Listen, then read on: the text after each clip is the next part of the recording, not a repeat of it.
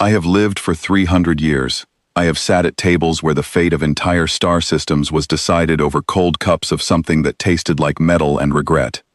I have watched empires rise and fall the way humans watch the seasons change, with mild interest and no real surprise. My name is Velixaron, and I am a senior ambassador of the Galactic Conclave. I say all of this so you understand something important. I am not easily impressed. I have not been surprised by anything in a very long time, until the humans showed me what surprise actually looks like. I will start at the beginning, because this story deserves that respect. 3 months before the events I am about to describe, a human colony ship called the CSV Esperanza was traveling through the outer reaches. It carried 1,200 colonists, farmers, teachers, builders, young families, all heading toward a small, green world they had spent years earning the right to settle. Among those 1,200 people, 400 were children. Some were old enough to help carry bags. Some were young enough that they still needed to be carried themselves. The Drevnak Dominion stopped that ship. The Drevnak were not a cruel species in the way that stories usually describe cruelty. They did not laugh at pain. They did not take pleasure in suffering. They were something colder, and in many ways, harder to reason with. They were purely practical. In their philosophy, the universe was a machine, and everything in it was either useful or wasteful. They had been absorbing smaller worlds along the border for years, always filing the correct paperwork, always finding the right old law to stand behind. When they stopped the Esperanza, they did not see a ship full of people. They saw a ship full of unclaimed resources. The adults were taken to Drevnak mining worlds and registered as labor. The children were separated from their parents and placed in conditioning facilities, clean, gray rooms designed to prepare young minds for a life of structured work. The Drevnak called it efficient. They filed a form with the Conclave under a loophole that was 800 years old, written long before humanity had ever reached the stars. Technically, on paper, in the language of old law, what they did was allowed. The Conclave formed a committee. The committee reviewed the situation and formed a subcommittee. I was on the 7th review board when the message from the humans arrived. It did not come from the human ambassador, who was attending a conclave retreat and, from what I understand, was completely unreachable. It came from someone called Director Yuna Sato, whose official title was Deputy Coordinator of Colonial Affairs. I had to ask my assistant to look up what that title actually meant. The message itself was short. There were no formal greetings, no diplomatic phrases, none of the careful language that usually cushions hard things inside soft packaging. It said only this: we know where our children are. We are going to get them. If the Drevnak resist, that is their choice. We would appreciate it if the Conclave stayed out of the way. We will not be asking twice. Several members of the review board laughed. Not unkindly, but with the tired amusement of people who have seen young species make big promises before. The humans had one warship class the galaxy knew about. They were building more, slowly. Against the Drevnak fleet, the math was not in their favor by any measure any of us knew how to use. We sent a polite acknowledgement and went back to our subcommittee. 12 hours later, the deep-range sensors started reporting something strange. I was in the monitoring hall when the alerts came in. FTL signatures, dozens of them, then more still, were converging on the outer reaches from different directions. My analyst, a young Keth named Thoreen, pulled the readings and stared at them for a long moment before he turned to me with an expression I had never seen on a Keth face before. They are usually very calm people. The signatures did not match any known human military vessel class. They did not match any vessel class at all, at first, because our system kept trying to categorize them and failing. Then, slowly, one by one, the identifications began to come through: mining barge, agricultural transport, civilian cargo hauler, passenger ship, fuel tanker, construction vessel, another mining barge, another.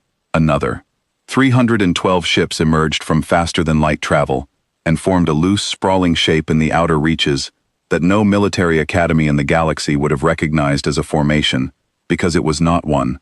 It was just a crowd. A very large, very determined crowd. The mining barges had railguns bolted to their cargo bays. The cargo haulers had point defense turrets welded to their sides, with what our engineers later told me was remarkable craftsmanship for equipment installed in under 72 hours. The agricultural ships were carrying compressed atmosphere devices made from fertilizer storage tanks. In the center of the crowd, 6 Bulwark-class frigates moved with calm purpose, their weapons hot, their captains apparently very awake. And at the edge of the formation, clearly marked, flying every medical signal it had, was a hospital ship. It was not there to fight. It was there to receive the children the moment they were free. Thorian said, very quietly, "Ambassador, I think they brought everyone." I did not respond, because I was trying to find the part of my 300 years of experience that knew how to handle this, and I could not find it. The Drevnak High Warlord at Korath Station, a seasoned commander named Greshizvan, received the same sensor data. He broadcast a response on an open channel, which I suspect he intended to be intimidating. He said, "Let them come. We will make an example." He scrambled 80 warships, real warships, professional military vessels with trained crews and proper weapons, and centuries of tactical doctrine behind them. By every calculation any of us had ever learned, 80 proper warships against 312 improvised civilian craft was not a battle. It was a very short, very one-sided event. I began drafting a condolence address for the human government. I never finished it. The engagement began when the human crowd crossed into Drevnak space, and it lasted 2 hours and 17 minutes. I watched it through conclave observation drones positioned at the edge of the zone, and I want to be honest when I say that I did not understand what I was watching for the first 20 minutes of it. The Drevnak formed a clean battle line, the way you do when you have trained for this, when you know what war is supposed to look like. The humans did not form anything. The mining barges accelerated directly into the Drevnak formation, not to fight, but to close the distance so quickly that the Drevnak long-range weapons became nearly useless. The agricultural ships released their tank bombs not at the warships, but into the empty space between them, creating rolling pressure bursts that scrambled targeting systems and disrupted communication links. The 6 frigates did not engage the warships at all. They went straight for Korath Station and its docking clamps, freeing the reserve Drevnak vessels from their moorings and sending them drifting, not destroyed, just removed from the situation. And while all of this was happening, 40 transport ships broke away from the crowd entirely and flew directly for the labor conditioning facility. They had the coordinates. I later learned they had found them 3 days earlier by accessing a Drevnak supply manifest through channels that the Conclave's legal department is still arguing about. The Drevnak could not adjust. Their training assumed an opponent who would behave like an opponent, who would form lines, trade fire, follow the logic of a real military engagement. The humans were not following any logic the Drevnak had prepared for. Greshvan tried to redirect his fleet twice. Both times, the shifting, unpredictable shape of the human crowd made his orders arrive too late to matter. 31 Drevnak warships were disabled or destroyed. 14 human vessels were lost, most of them the mining barges that had flown directly into the formation at the start, buying the rest of the fleet the time it needed. The people on those barges had known the odds. They had gone anyway. Styr for Hev. Greshvan ordered a retreat. The humans did not pursue. They were already docking at the facility. I watched through the conclave drones that were already inside, recording everything for the investigation that had been moving very slowly through our committee system. The footage showed human soldiers, some in proper military gear, many in work clothes and mining suits, moving through the gray corridors quickly, but without panic. They were organized. They clearly had a plan. They knew which rooms to go to. And then the children saw them. The children had been in those gray rooms for 3 months. They had been kept clean and fed, because the Drevnak were practical, and a sick worker is an inefficient one. But no one had spoken to them beyond what was necessary. No one had held them. No one had told them that anyone was coming. Some were old enough to understand what had happened to them. Some were too young to understand anything except that the people they loved had disappeared, and the world had become very quiet and very cold. When the doors opened and the humans came in, the children ran toward them. I watched a man, large, clearly someone who worked with his hands for a living, wearing a jacket with a mining company logo on the back, drop to both knees in the corridor when a small girl ran into his arms. He was not her father. He was not related to her in any way. He was from a different colony on the other side of the reaches. He had heard what happened, and he had gotten onto a barge with a railgun bolted to it and crossed a very large piece of dangerous space because someone had to, and he was someone. His shoulders were shaking while he held her.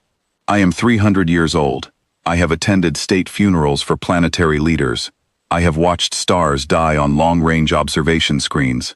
I have signed documents that ended wars. I tell you honestly that I have never, in all of that time, seen anything that affected me the way that moment did.